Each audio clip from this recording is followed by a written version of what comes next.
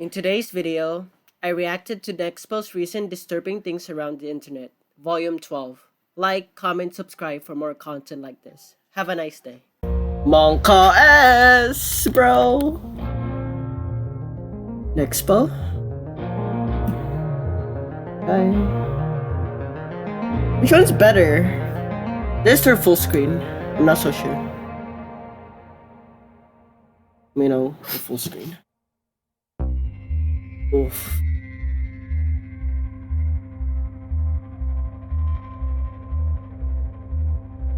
The internet can be a grim place. Let me put subtitles. Videos, live streams, works of art, posts, and pages about disturbing events that have happened in our reality are nothing but a Google search away. Underneath the long plays and the fast videos exists a vast ocean of eerie content that'll surely get you thinking, and just might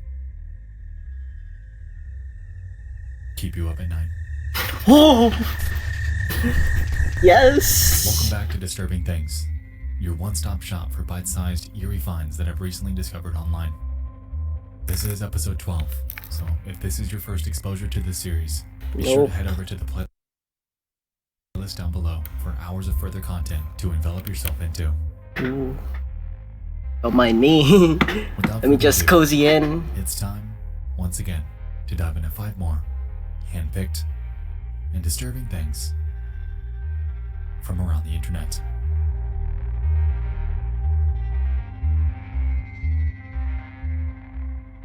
Eerie music, ooh.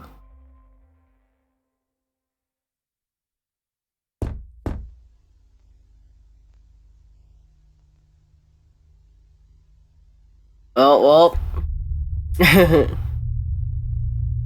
Monka S. Everyone at the end of time.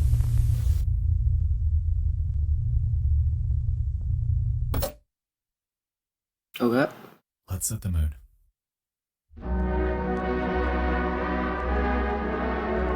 Pog music? Pog music? There exists an album by the name of Everywhere at the End of Time. Okay. It was created in 2016 by a musical artist named James Leyland Kirby, also known by his stage name, The Caretaker. The Caretaker, huh? Show, I primarily cover real-world disturbing events. I wanted to discuss this piece of art since it perfectly encapsulates the over 44 million people that are Nag-order na tayo? Yeah. As you might have guessed by now, the album's an artistic expression of the numerous stages of dementia and how it's slowly twisted by a reality that they stray further and further from recognizing. Monka S. Oh. That's pretty. Itself starts off ordinary. It's cheery, calm, and invokes a sense of comfort. As the hours pass and it progresses, Leyland subtly morphs not only the overall tone, but each chord progression and tune into something that hardly resembles what you were listening to earlier. The descriptions from the YouTube video further exemplify the troubles that dementia patients face too. Stage 1 is described as the first signs of memory loss. It's a stage that's most like a beautiful daydream, the glory of old age and recollection, the last of the great days. I could hear that, yeah.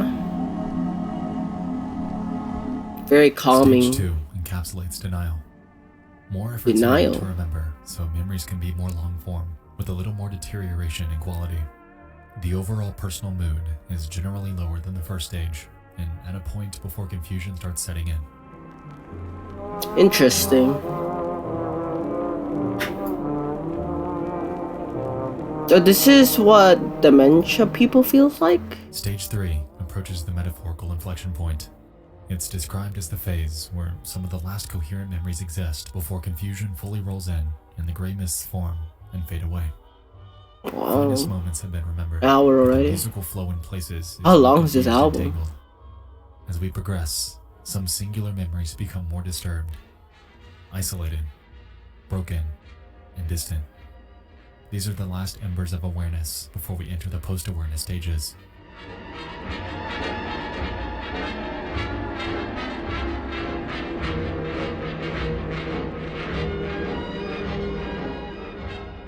At the 2-hour and 8-minute mark, the album takes a stark tonal shift as it begins to exemplify the post-awareness stages, the spot where reality becomes a bleak, confusing mess, and where little seems to make sense. It's described as the point where serenity and the ability to recall singular memories gives way to 2 hours confusions and in, horror. Monka S. It's the beginning of an eventual process where all memories begin to become more fluid through entanglements, repetition, and rupture.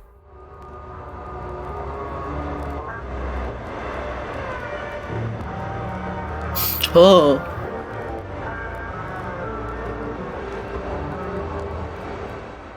Stage 5. More extreme entanglements, repetition, and rupture can give way to calmer moments. The unfamiliar may sound and feel familiar. Time is often spent only in the moment, leading to isolation.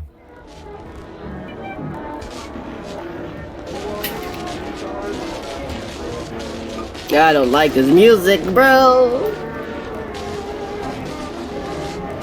Feel bad now. In stage 6. One without description.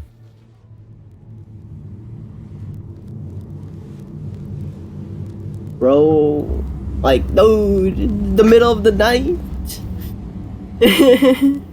Don't do this to me.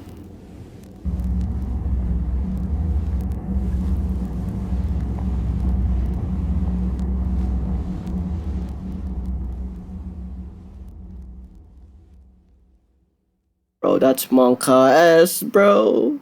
I lost Monka my S. grandmother to dementia just a few years ago, so this album really resonated with me.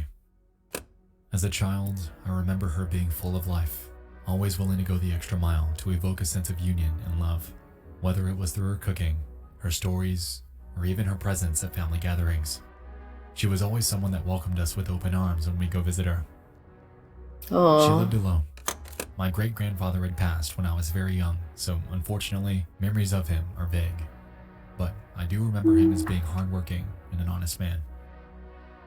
Over the years, I didn't fully understand it, but I slowly began to notice that something was off. One year we had gone to visit her, and she didn't quite remember myself or my siblings. It's a strange feeling when a family member addresses you with a respectful but off-putting, "and you are?" line that I'm sure most relatives of dementia patients are accustomed to. And then I realized what it was. Slowly, through subsequent visits, I began to notice things, like sticky notes, explaining basic tasks like remembering to shut off light switches, to close the front door, to turn off the water, how to flush the toilet. Family photos were labeled, and her once lively personality had slowly faded away. She was trying so hard to be her, but this condition simply wouldn't let her. Bottom line, everywhere at the end of time is a disturbingly bleak-looking glass into the human mind. While it isn't creepy footage or a disturbing phone call, this single piece of art is one of the most real, artistic expressions of a human condition that I've ever encountered. Life is fragile and beautiful, and few things have stuck with me more than this. Oh, If you have a story about a friend or relative that you'd like to share, feel free to leave it in a comment. While they might have forgotten due to circumstances out of their control, yo, I wanna read some now. After this video, we'll read them. That's... whoa.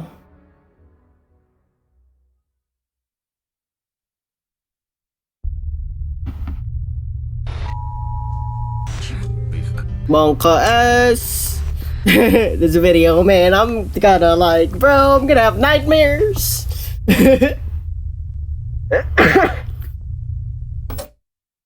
But I'm enjoying this. Very pogger.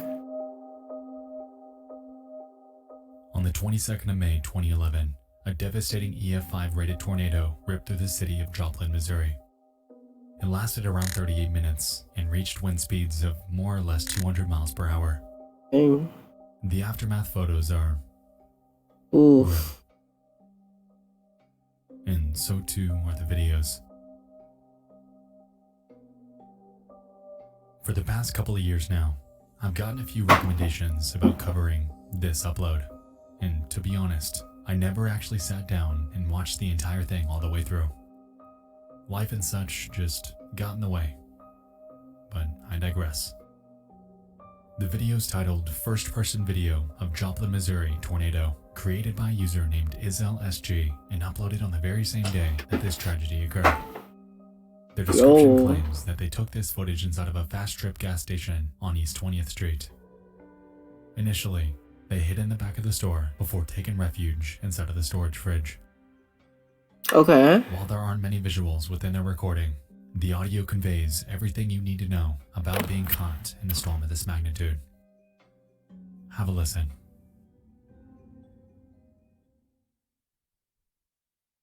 Is it a video or oh okay. Or At least probably 10 or 12. 4, 5, 6, 7, 8. There's probably 18 or 19.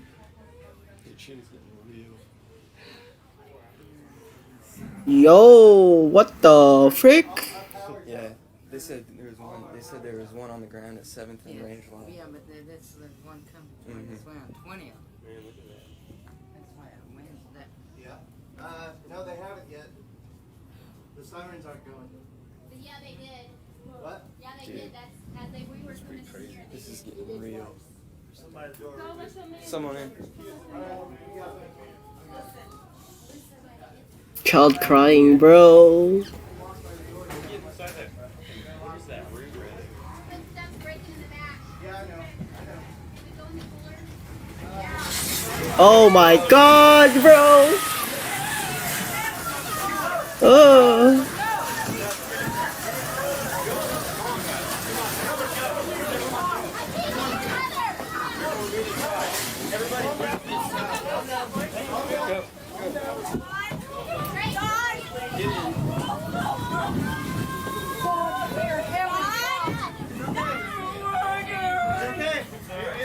Oh my gosh.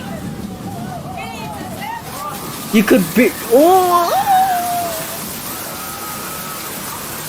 Monka and bro, Monka and I'm rattling. Ah!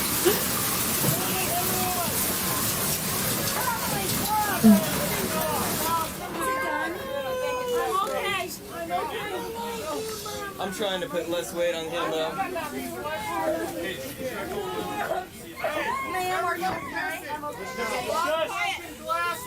Who's right here? Is that you right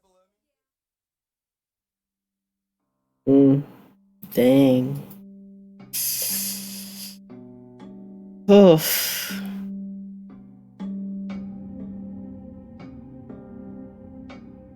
Just more videos of it? Oh.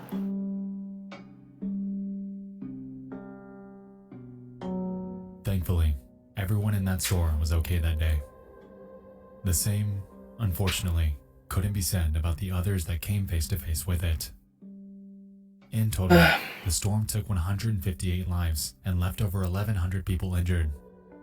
Considering the fact that the tornado sirens fired off just 20 minutes before this happened, it's safe to assume that time to escape was minuscule.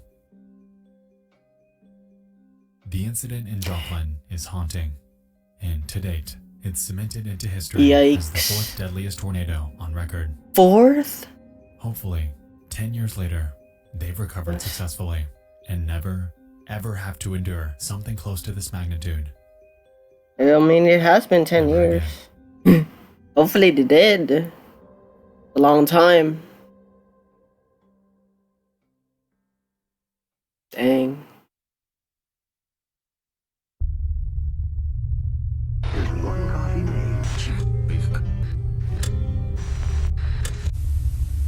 Night in the coffee stand. Okay. That it comes. There's also a video that I also need to watch from my friend. In 2012, a man had killed himself by the name of Israel Keys. Whoa. He was a serial killer, an arsonist, Arson. a bank robber, one of the worst types of people that exist. The reason for his suicide was because he was caught after a kidnapping and ransom attempt over 18-year-old Samantha Koenig of Anchorage, Alaska. Okay, Monka This is S. a ransom photo proving that she was alive, to which, in exchange, he had demanded $30,000. 30,000. Except, in this photo, Samantha Koenig wasn't alive. Bro. What the heck is this story, bro? Where are you finding this? Nexpo. On the Where? 1st of February 2012, Koenig was working in a local coffee booth. Oh, She can be seen on this CCTV footage, where everything seems fine. okay. About 2 minutes into it, however, we can observe someone approach the window, to which she reacts with unease.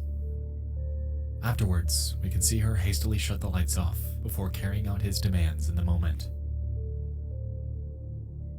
After some back and forth, she opens the register and can be seen taking out cash to give to the man.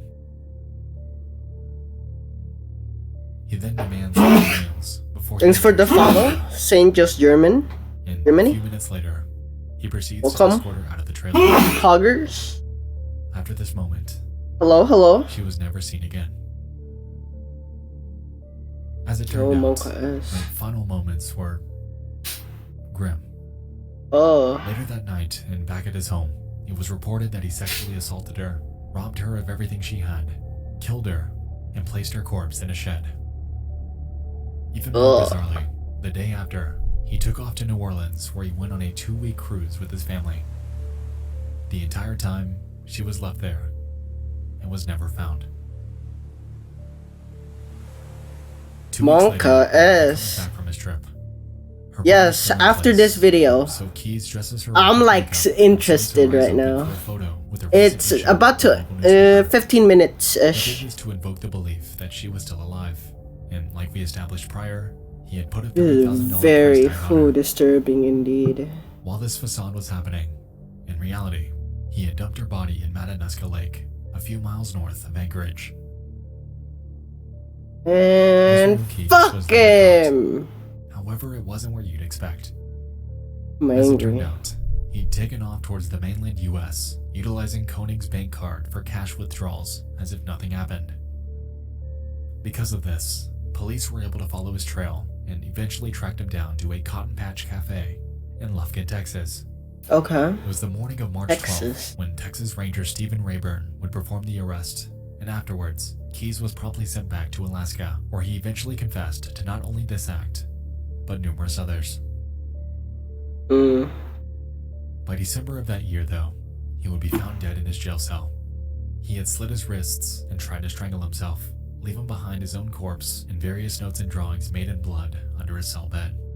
What To this the? day, police are still frustrated by this, as with his life went countless questions unanswered. Uh, Samantha Koenig was just an ordinary person working her job, as we all do. She didn't sign up for this, she didn't provoke anyone, and she sure as hell didn't deserve the fate that she was given. What she thought would be Yeah, just that's another true. night at work had devolved into a surreal night of hell. A night of hell that led to an injustice. And, frustratingly, there's nothing that anyone can do to ever bring her back. Ludwig 7 in chat, boys. Ludwig 7.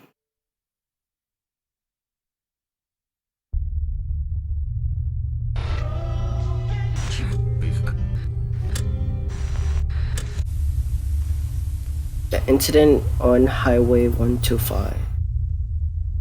Oh, Monka S.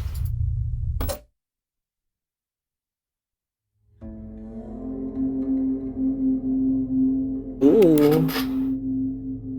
Nice music. On August 28th I'm of vibing. 2009, a California Highway Patrol officer named Mark Saylor was on a drive in a Lexus sedan with his wife Cleofe, brother-in-law Chris, and daughter Mahala. They were heading northbound on Okay. California State Route 125 towards Mission Gorge Road in Santee. While the circumstances of the Okay, road S. appeared to be ordinary, little did they know that their vehicle would lead to this venture being their last. At around 7 p.m., a phone call was made to 911. It was from Chris, and he could be heard pleading for help since his car had malfunctioned. Okay. Weaver. Have a listen.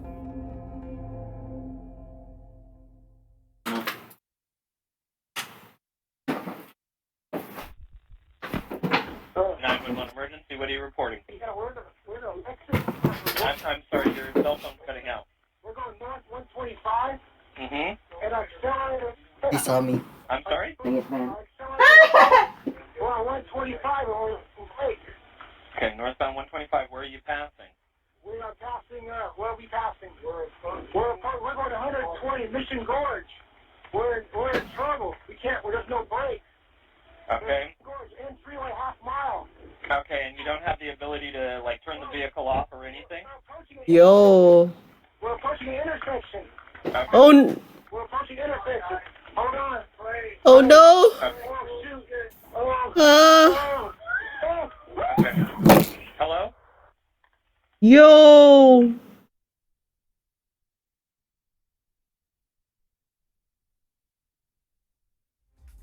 First tonight, we are hearing from the attorneys that's for fine. both Bob Baker Lexus and the family of Officer Mark Saylor, who was killed along with his family in a fiery crash 1 year ago in Santee. Today, Toyota announced it had settled Okay. Give me the money. Sailor. Huh? Give me the money. As a result of this, everyone in that car lost their lives that night. The worst part about it is that the car wasn't even theirs. It was a loaner given to them by a nearby Lexus dealership. It was reported that the vehicle had reached a top speed of 120 miles per hour before crashing into a Ford Explorer and jumping off an embankment near the Mission Gorge Road intersection at the end of Highway 125. Witnesses claimed that the vehicle was thrown nearly 100 feet into the air before crashing into the ground and bursting into flames. Yo. After the incident, it was reported that the Explorer driver had suffered minor injuries and was promptly treated at a nearby hospital. For the family, it was believed that the accelerator had become stuck due to an engineering oversight in Lexus models that included rubber floor mats. After a myriad of other incidents related to this, Lexus eventually rolled out numerous recalls from the span of 2009 to 2011, most of which being related to the accelerator pedal. The sheer amount of issues in affected vehicles are staggering too. On your screen is a list of the recalls they'd sent out, and as you can see, a ton of them are related to the brakes or the accelerator pedal. Yikes. By the end of it, over 5.2 million vehicles were affected, and in hindsight, it's safe to say that anyone driving a Lexus model from 2009 to 2011 were rightfully on edge. Monka The families of the S. victims eventually filed numerous lawsuits against Toyota, and as a result, they eventually came to a $10 million settlement. No matter how you slice it though, no amount of money can bring someone back from a design failure that they had no control Yeah, over. that's true. They didn't deserve to die that day, and his final 911 call will forever remain cemented into internet history as one of the most disturbing real-world examples of a simple weekend drive. Man, I got a Ludwig 7, man. Ludwig 7.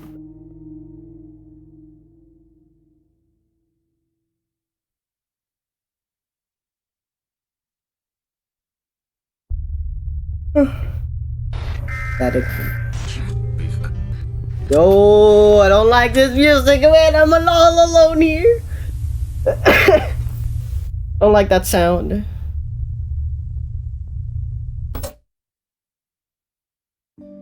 Ups. Oh. This is not a good sign when there's a It's calming 7:23 music in a.m. this. On the morning of September 29th of 2016. Passacack Valley Line Train 1614 departs the Spring Valley Station in New York, heading southbound for the Hoboken Station in New Jersey. One way, the trip takes about an hour by train, and on board that morning were an estimated 250 passengers. Okay. The ride itself is mostly okay, with nothing seeming awry. Time begins to pass, and train goers await the day of work ahead of them.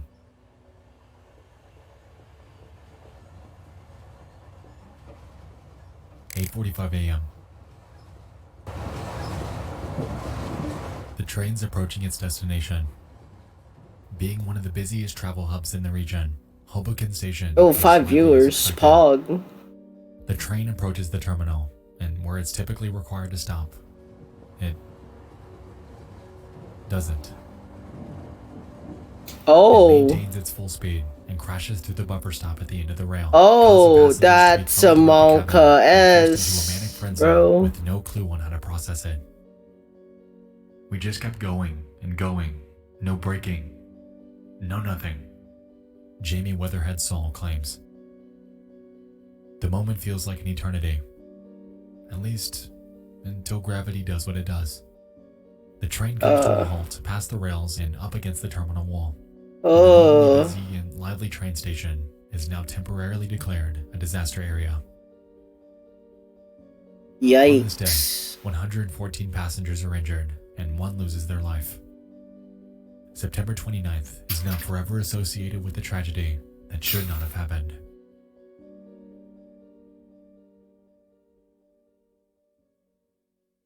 Bro. Monka S, man. Monka S, bro. While this event is tragic in and of itself, on the internet and through word of mouth, the mystery surrounding it is merely beginning to take root. And rest in peace. We're backing up? Oh, there's more video. Okay. 10 more minutes. Good morning from the wires of Associated Press and the WKTV. It's one day prior, the 28th. A central New York TV station named WKTV was broadcast on the usual 6 p.m. lineup. During a commercial break, however, something peculiar would overtake their station. Let's have a look.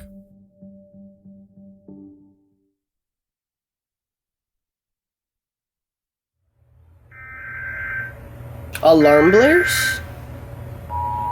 Civil authorities have issued a hazardous materials warning for the United States effective until September 29, 2:16 a.m. Could you on a train for the instructions? Yo, Monka S, bro, Monka S! Civil authorities have issued a hazardous materials warning for the United States, effective until September 29th, 2:16 a.m. Could you, on a train? What? Interesting. Interesting indeed. But of all things, it referenced a Dr. Seuss quote about a train. Oh, The really? timing is striking. Immediately after, WKTV puts out Dr. numerous Seuss statements Pog? from their Twitter.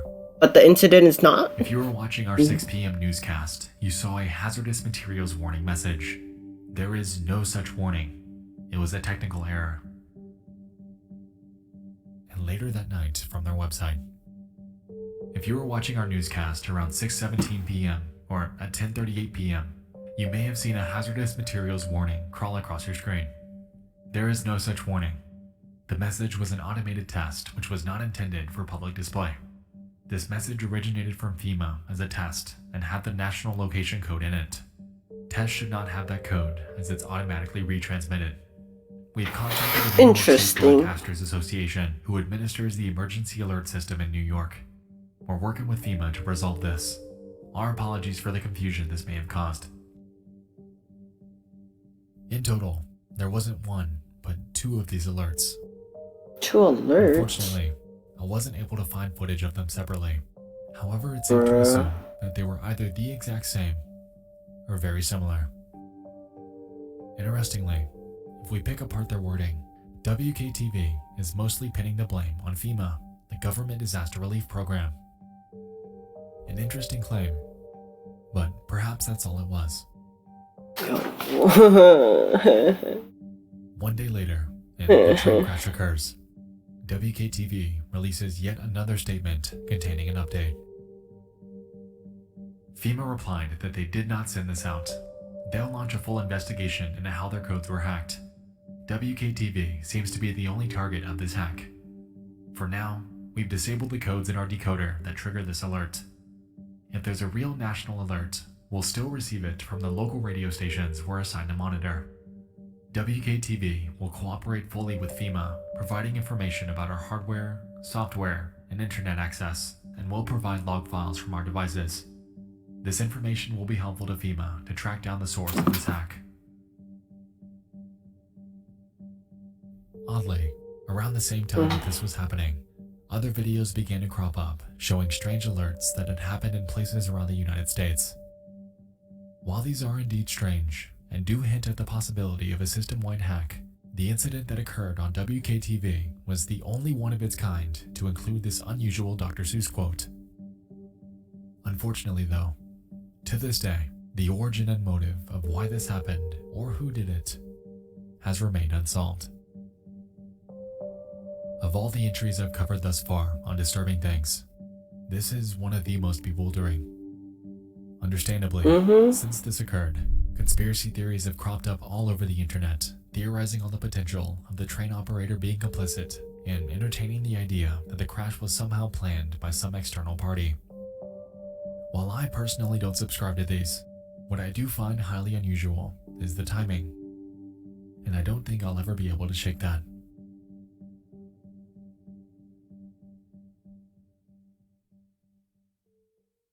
Monka S, bro. Monka S. That's it? No, there's still 5 more. Mother Nature's wrath, a nightmarish abduction, a disturbing plea for help, and an eerie broadcast alert. The world could be a depressing, creepy, and disturbing place, and tonight's topics encapsulated. Oh, I don't like that. I don't like that. Don't do that, bro. Don't do that. No tape. Say it. Bro, I swear if there's a jump scare.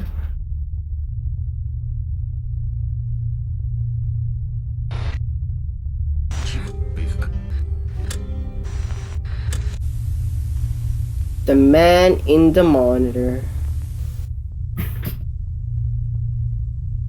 Bro. Scare me like that, Nexpo. It's the 23rd of February 2017. A criminal trespassing incident occurs in Billings Heights, Montana. Case number 17.12420. The local police department takes to Facebook soon after to ask for the public's help in tracking down this mysterious individual that, considering what he'd done, is every parent's worst nightmare. Oh, there's a window over there. Asking for the public to be aware of an incident that took place last week in the Billings Heights. On the above date and time, officers responded to a possible burglary in progress. The female resident reported to officers as she observed a male subject in her infant daughter's bedroom on the baby monitor. The victim said she immediately went to her daughter's bedroom, removed her daughter, and left the residence.